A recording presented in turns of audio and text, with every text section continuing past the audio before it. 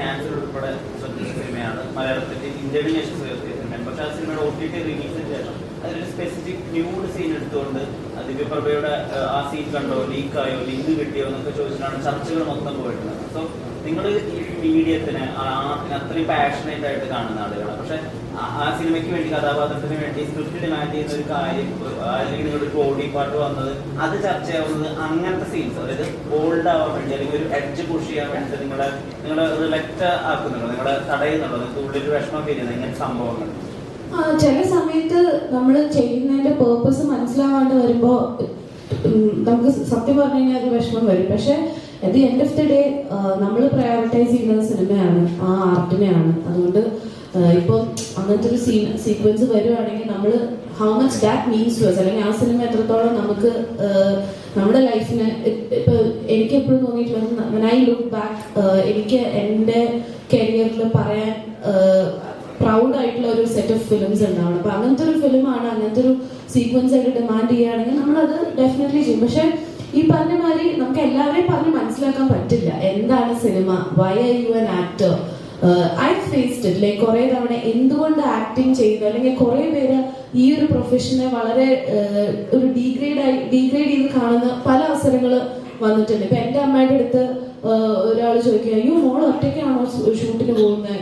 അപ്പൊ അമ്മ ചോദിച്ചു, നിങ്ങൾ നിങ്ങളുടെ മക്കളുടെ ഓഫീസിൽ പോയി ഡെയിലി ഇരിക്കാറുണ്ട്? ഇല്ലല്ലോ, എന്റെ മോള് ജോലി ചെയ്യാൻ പോവാണ്. അപ്പൊ പിന്നെ അവളുടെ കൂടെ ഞാൻ എപ്പോഴും പോകേണ്ട ആവശ്യമില്ല. It's very simple as that. നമ്മുടെ ജോലിയാണിത്. അപ്പൊ ഇത് മനസ്സിലാവാത്ത കുറെ പേരുണ്ട്. അപ്പം എനിക്ക് ഇപ്പോഴും ഒരു വ്യക്തമായിട്ടുള്ള ആൻസർ കൊടുക്കാൻ പറ്റിയിട്ടില്ല, why am I an actor, അല്ലെങ്കിൽ എന്തുകൊണ്ട് ഞാൻ ഈ പ്രൊഫഷനെ സ്നേഹിക്കുന്നു എന്നുള്ളതിന് അത് പലർക്കും മനസ്സിലായിട്ടില്ല. പക്ഷെ I'm very proud that I am one. അത് എല്ലാവർക്കും കിട്ടുന്ന ഒരു അവസരമല്ല. അതില് ആ ഒരു ജേർണിയിലൂടെ ട്രാവൽ ചെയ്യുമ്പോൾ you go through lot of things.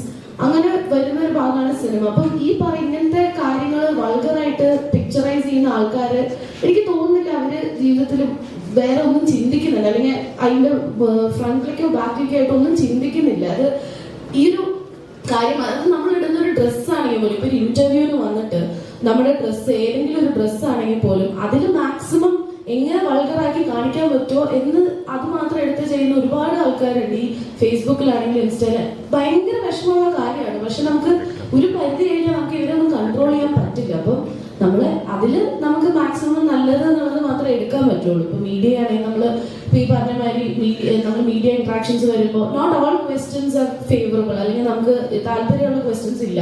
പക്ഷെ നല്ല ക്വസ്റ്റ്യൻസ് വരുമ്പോൾ നമുക്ക് അത്രയും സന്തോഷം വരും. നമുക്ക് ഇഷ്ടമുള്ള ഒരു കാര്യമാണ് മീഡിയ ആയിട്ട് ഇന്ററാക്ട് ചെയ്യാനുള്ളത്. അപ്പോൾ അങ്ങനെ കുറെ കാര്യങ്ങൾ നമ്മൾ ഒരു പോയിന്റിലെത്തും, ചൂസ് ചെയ്യണം എന്നുള്ളൊരു പോയിന്റിലെത്തും. അപ്പൊ ഐ തിങ്ക് ഒരു പോയിന്റ് കഴിഞ്ഞാൽ നമ്മളെ സന്തോഷിപ്പിക്കുന്ന, അല്ലെങ്കിൽ നമുക്ക് ഏറ്റവും കൂടുതൽ നമ്മുടെ ലൈഫിൽ ഏറ്റവും കൂടുതൽ പ്രൗഡായിട്ട് നമുക്ക് കാണാൻ പറ്റുന്ന കാര്യങ്ങൾ ചെയ്ത് മുന്നോട്ട് പോകുക എന്നുള്ളത് ചെയ്യാൻ പറ്റുള്ളൂ. We can not shut everyone's mouth, or like I always say, internet is a different world altogether. നമുക്ക് നമ്മുടെ കയ്യിലേ ഒതുങ്ങുന്ന ഒരു കാര്യമല്ല. അപ്പൊ അതിൽ ആൾക്കാർ എന്ത് ചെയ്യുന്നു, എന്തൊക്കെ പറയുന്നു എന്നുള്ളതിന്റെ പിറകെ ചെല്ലാൻ നിന്ന് കഴിഞ്ഞാൽ എനിക്ക് തോന്നുന്നില്ല നമുക്ക് സമാധാനത്തിൽ ജീവിക്കാൻ പോലും പറ്റുന്നു. അപ്പൊ ഐ തിങ്ക് അങ്ങനത്തെ ഒരു മൈൻഡ് സെറ്റിലാണ് നമ്മൾ എല്ലാ ആക്ടേഴ്സും അതിനെ എടുക്കുന്നത്. I'm very proud. Cancel പോയപ്പോഴും ഇവർക്ക് കിട്ടിയൊരു റിസെപ്ഷൻ എന്നത് ചെറിയൊരു കാര്യമല്ല, അത് എല്ലാവർക്കും ചെയ്യാൻ പറ്റുന്ന കാര്യമല്ല. അപ്പൊ ഈ ചെയ്യാൻ പറ്റാത്ത ആൾക്കാരാണ് ഇതുപോലത്തെ കാര്യങ്ങൾ പ്രൊജക്ട് ചെയ്ത് കാണിക്കുന്നത്. You can not think of a platform like that. ഇത്രയും, അപ്പൊ I'm very proud of dum.